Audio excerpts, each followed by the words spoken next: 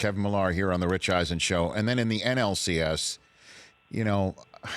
Miley he had it. And I guess we're in the day and age where you're just not going to allow a pitcher to throw against a lineup third time through. Kevin, the Brewers took him out, and obviously this might be 2020 hindsight, but the Dodgers are now even because of it, I think. I mean, are we in the day and age where it's either Verlander or nobody else gets to go through a lineup three times over because of the metrics and the way things get managed anymore? I don't know where we're at, to be honest with you, Rich. It's starting to absolutely drive me up a wall. And my last year was in 2009 with the Blue Jays and then got released in 2010. So I've been removed from this game about 8 years as an active player. It's truly amazing.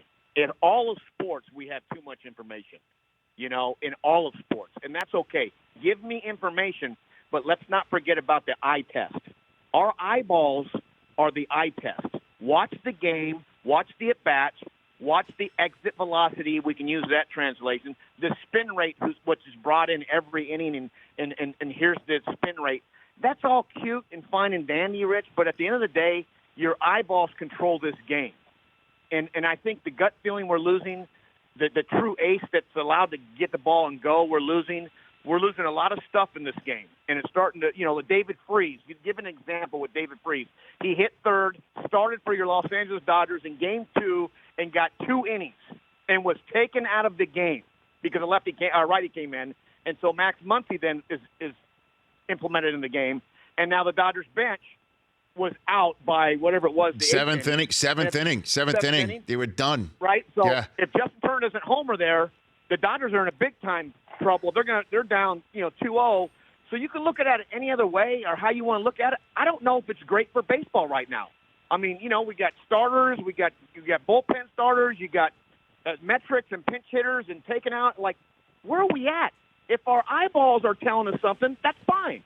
But because it's almost like we're robotic, and then by the third time around, we can't face the third guy. It happened last year. Rich Hill was taken out of the game. Went that's 4 right. innings. In the World Series. A couple hits, 7 strikeouts. Game 2. They brought in Brandon Morrow, and it cost the Dodgers that situation, I think, at the end of the day. And this isn't Dave Roberts. This isn't Craig Counsell.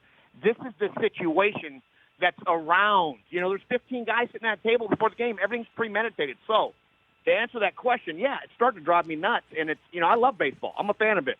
But I think we're losing the gut feeling and the eyeball test. Yeah, I know, because the 4 managers that are in the dugout pushing these buttons are all guys that played with heart, right? That got through, got into the major leagues. I mean, obviously, A.J. Hinch also played catcher, but these are guys that needed that sort of human element to survive and succeed in baseball and might have been metriced out, right, Kevin? I mean, that's nuts to me when I look at it. It's nuts. It's nuts, Rich. It's nuts when we're calling flags with the linebacker or defensive end landing. Now we have a body weight issue in football, and now it's nuts. How do we get onto that, Kevin? How do we get on that? It's because it's a launch factor, and the UZLSRs, and we have the WAR, which is wins above replacement, right. Made up stats. So we have all these made up scenes.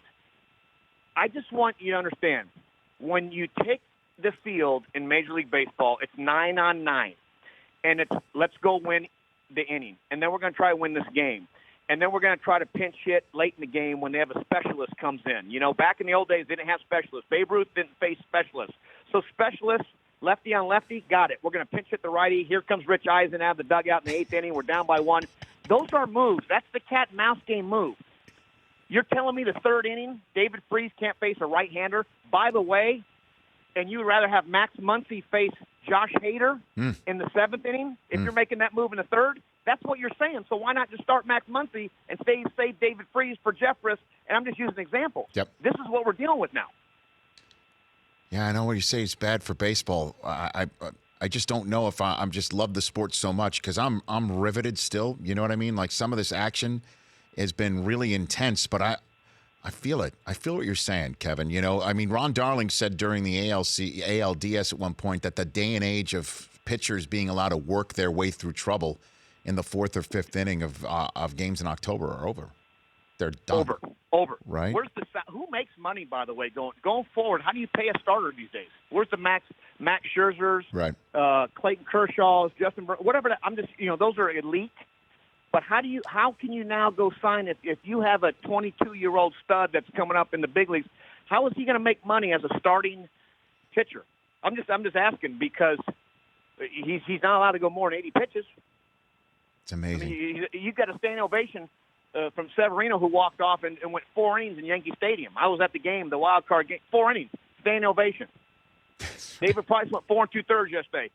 Did his job in this day and age, And so, I don't know. Maybe it is good for baseball, but I don't want to be like the old school. Oh my God, when I played, that's not it. It's just a few scenes it's going too far. I think we're going to pretty much have robots run around, and where's the human factor? I guess. The Rich Eisen Show, weekdays at noon Eastern on Audience.